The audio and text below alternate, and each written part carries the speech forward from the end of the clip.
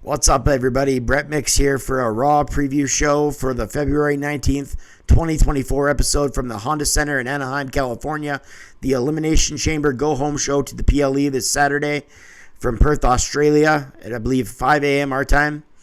Or that maybe that's Eastern time, so that would be 2 a.m. Pacific my time. We got 5 matches lined up. But before we get into the matches, I just wanted to plug my channel quickly because I'm trying to grow it. So if you're new to my channel, please hit like and subscribe, or just subscribe. If you're a channel member, thank you so much for coming back. Let's get into the Raw preview right now because we got 5 matches lined up. So I'll do my predictions with these 5 matches, and I'll do my Elimination Chamber predictions later this week in a separate video. So we have Ivar taking on Chad Gable. This is a rematch from the January 22nd episode where Valhalla distracted Gable and Ivar got the victory. So since they like the 50-50 book, I'll say that Chad Gable gets the victory here over Ivar in this match. We got an 8-man tag where Ciampa and Gargano team up with the Awesome Truth, R-Truth, and The Miz. They take on the 4 male members of the Judgment Day.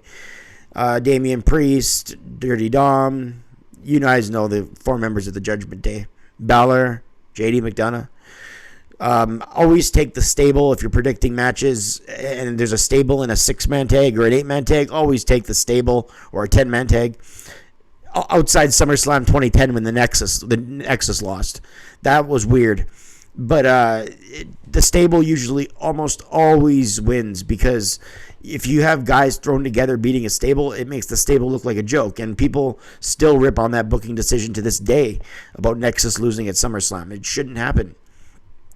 So, yeah, even though it's a Raw match and it doesn't mean that much, I'll still say the Judgment Day win because they want to run Raw, and the opposite, the 4 babyfaces can afford a loss.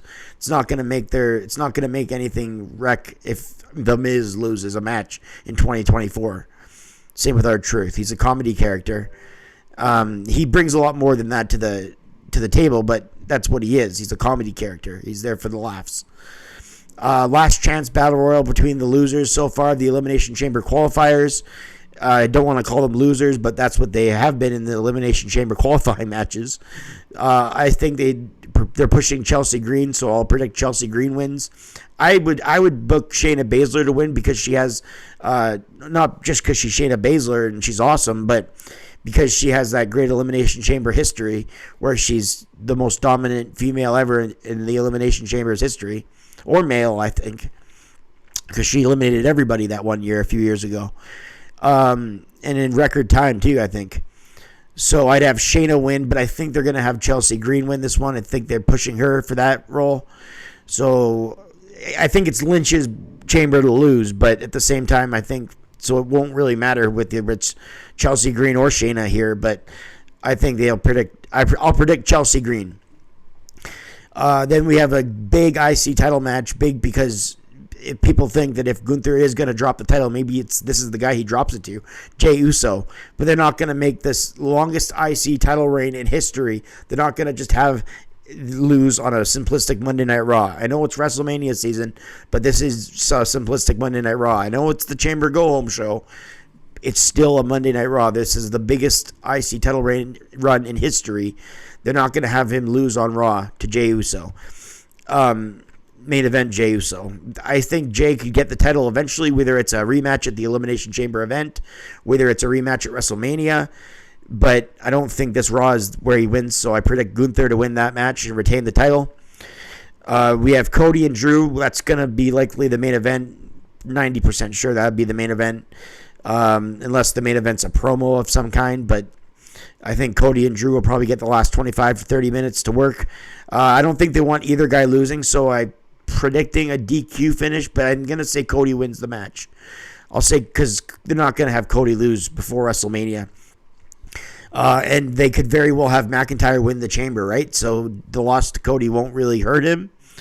So I'd have Cody win this match, but could it end in a DQ? Yeah, it could.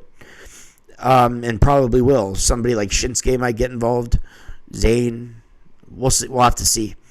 I could see a tag match being booked for next week between Cody and Zayn and Drew and Shinsuke. I think that's in the works. Just how it looks. But Rollins will be in a promo, no doubt. He's injured, so he can't be in a match. He's there, so they're gonna use his star power. Is Nia Jax and Rhea Ripley? They're gonna build to that match. Is Becky Lynch gonna be a part of it? Because it's right now it's her chamber to lose, right? So we'll see if she's a part of that build. Are they gonna have an R-Truth segment besides the 8-man tag? They might open the show with the 8-man tag, I'm figuring. So R-Truth, maybe they have a segment afterwards. Hopefully there's some more character development. I liked what they did on SmackDown about how he was going to give the chair to Dominic Mysterio, but he sat in it instead. I thought that was an interesting curve for his character. So hopefully we do see another entertaining segment between R-Truth and the Judgment Day.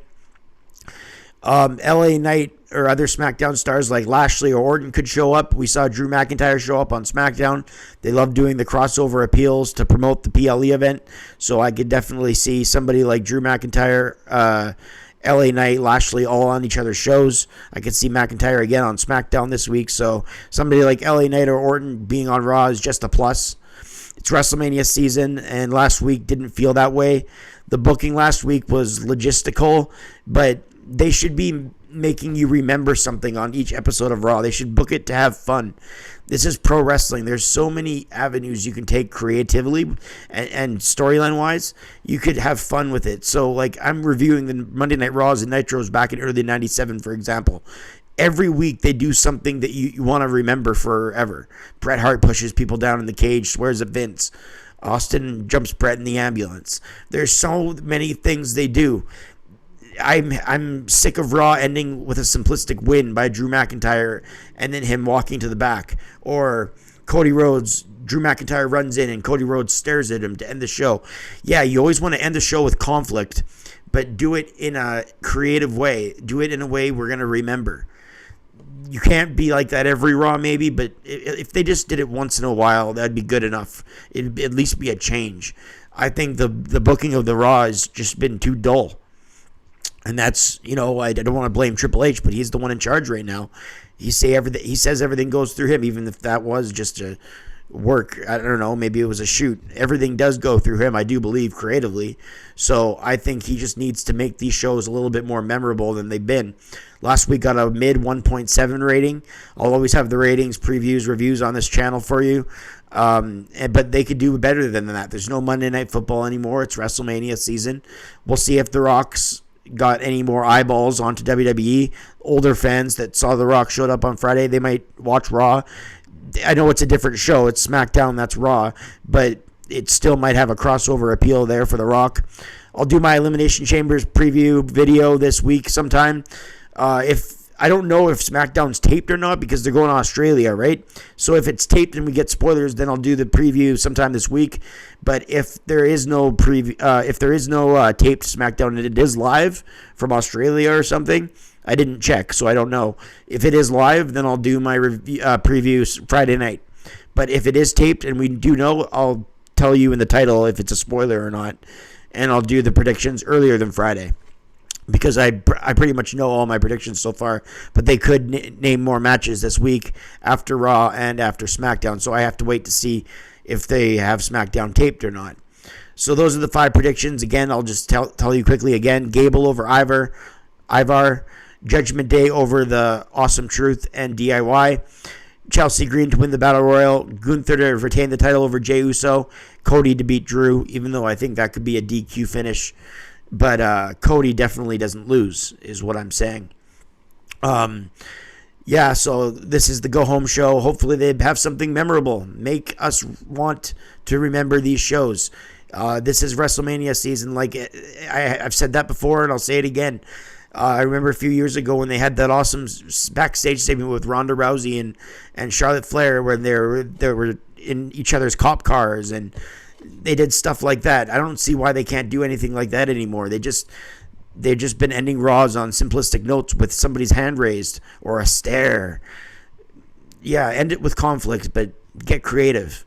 This is a 3-hour show. They could do so much more. Hopefully we see something entertaining this Monday night. This is the Raw preview. I'll be with you guys for my review 1 hour after the show, as always. Hit like and subscribe again. This is Brett Mix, and I'll see you guys on the Raw review. I'm out.